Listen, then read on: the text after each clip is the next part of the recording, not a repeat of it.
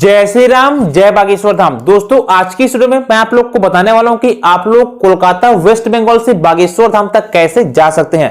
Train, बस, flight, ये सब चीज का क्या रूट है और आप लोग को कोलकाता से बागेश्वर धाम तक जाने में कुल खर्चा कितना रुपए आएगा, आज की इस वीडियो में पूरा डिटेल में जानकारी देने वाला हूं। इसलिए आप लोगों से रिक्वेस्ट है कि आप लोग इस वीडियो को अंत तक जरूर देखेगा।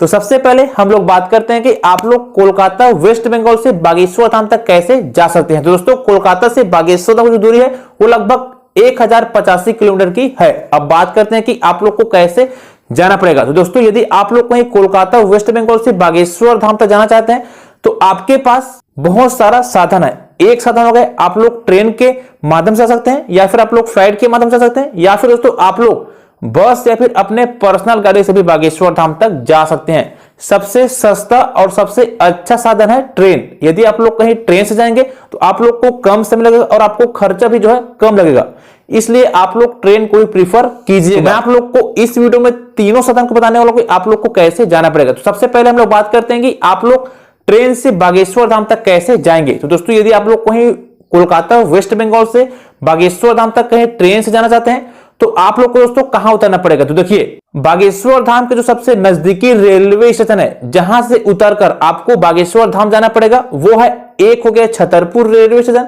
दूसरा होगा खजुराहो रेलवे स्टेशन। ये जो दोनों रेलवे स्टेशन है वो सबसे नजदीकी रेलवे स्टेशन है जहां से उतरकर आपको धाम जाना पड़ेगा। लेकिन दोस्तों यदि आप लोग कहीं कोलकाता वेस्ट बंगाल से बागेश्वर धाम तक ट्रेन से जाएंगे तो आपको कोलकाता से खजुराहो और छतरपुर के लिए कोई डायरेक्ट ट्रेनें जो है नहीं मिलेगी। आप लोग को सतना तक जो है जाना पड़ेगा।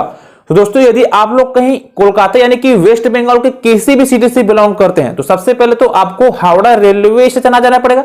हावड़ा से दोस्तों आपको जो है सतना तक ट्रेन से चले जाना है। कौन सी ट्रेन आपको मिलेगा, देखिए हावड़ा से सतना के लिए मात्र दो ही ट्रेन जो है चलती है। एक ट्रेन हो गया सीपरा एक्सप्रेस, दूसरा जो ट्रेन है वो है Howrah Mumbai mail express. Shipra express जो ट्रेन है वो सप्ताह में मात्र 3 ही जगह चलती है और बाकी मुंबई हावड़ा एक्सप्रेस है वो है सप्ताह में डेली चलती है। इसलिए आप लोग अपने अकॉर्डिंग किसी भी ट्रेन को जो प्रीफर कर सकते हैं। अब दोस्तों बात करते हैं इस ट्रेन की किराए की। तो दोस्तों यदि आप लोग कहीं हावड़ा से सतना तक जनरल क्लास में जाएंगे तो उसका जो किराया है वो 285 रुपए है और यदि आप लोग कहीं स्लीपर कोच में रिजर्वेशन करा के जाएंगे तो उसका जो किराया है वो है 505 रुपए। तो आप लोग अपने अकॉर्डिंग दोनों क्लास में प्रीफर कर सकते हैं। तो दोस्तों हावड़ा से सतना पहुंचने के बाद आप लोग को सतना से बागेश्वर धाम तक कैसे जाना पड़ेगा। तो देखिए सतना पहुंचने के बाद सतना से बागेश्वर धाम की जो दूरी है वो है लगभग 130 किलोमीटर की। तो आप लोग को वहां कैसे जाना पड़ेगा। तो देखिए सतना से बागेश्वर धाम जाने के लिए मात्र आपके पास दो ही साधन है। एक साधन हो गया बस के माध्यम से, दूसरा जो साधन है वो है टैक्सी वगैरह किराया करके। क्योंकि दोस्तों सतना से बागेश्वर धाम तक कोई डायरेक्ट ट्रेनें जो है नहीं चलती, इसलिए या तो आप लोग को बस से जाना पड़ेगा या फिर कोई भी टैक्सी वगैरह किराया करके जो है जाना पड़ेगा। मैं तो कहता हूं कि आप लोग बस से जाइए क्योंकि इससे आप लोग को कम खर्चा आएगा।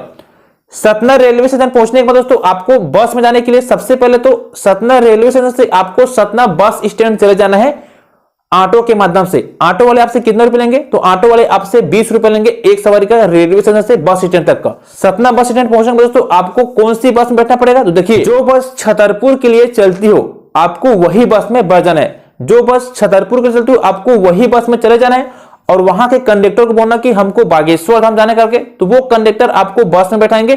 फिर बागेश्वर धाम का जो मेन रोड है वहां पे यानी कि गंज टावर में आपको जो है छोड़ देंगे। बात करूं किराए की तो यदि आप लोग कहीं सतना से बागेश्वर धाम की मेन रोड तक जाएंगे तो आपसे बस वाले 170 रुपए किराया लेंगे एक व्यक्ति का। बात करूं दूरी की तो दोस्तों देखिए सतना बस स्टैंड से बागेश्वर धाम के मेन रोड तक की जो दूरी है वो लगभग 125 किलोमीटर की है और यदि आप लोग कहीं बस से जाएंगे तो आपको 3.5 से 4 घंटे का समय अवश्य लगेगा। उसके बाद दोस्तों आपको बस में चले जाना है। फिर दोस्तों बस वाले आपको बागेश्वर धाम के मेन रोड यानी कि गंज टावर के पास जो है उतार देंगे। गंज टावर तक पहुंचने के बाद दोस्तों यानी कि मेन रोड तक पहुंचने के बाद आपको मेन रोड से बागेश्वर धाम तक जाने के लिए डायरेक्ट जो है ऑटो वगैरह हर समय 24 घंटे जो है मिल जाएगी।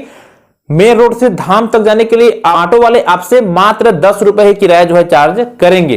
तो इस प्रकार से आप लोग ट्रेन के माध्यम से कोलकाता वेस्ट बंगाल से बागेश्वर धाम तक जो है पहुंच सकते हैं। अब दोस्तों बात करते हैं कि आप लोग कोलकाता वेस्ट बंगाल से बागेश्वर धाम तक फ्लाइट से कैसे जा सकते हैं। यदि आप लोग कहीं फ्लाइट से आना चाहते हैं तो आप लोग को दोस्तों कोलकाता से फ्लाइट मिल जाएगा खजुराहो के लिए। आपको खजुराहो एयरपोर्ट में जो है उतर जाना है। लेकिन आप लोग कहीं फ्लाइट से जाएंगे तो आप लोग को बहुत ज्यादा समय लग जाएगा, क्योंकि 9 घंटे तो आप लोग को दिल्ली में उतरना पड़ेगा।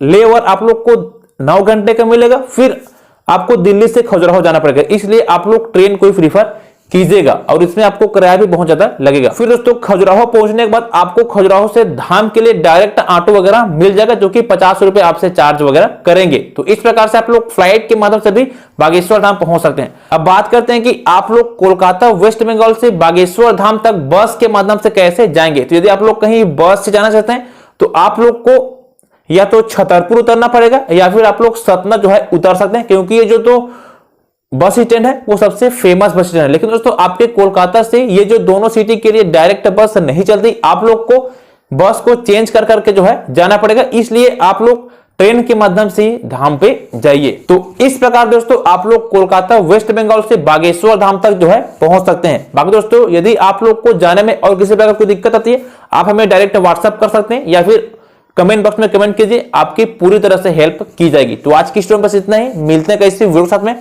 तब तक के लिए जय श्री राम दोस्तों।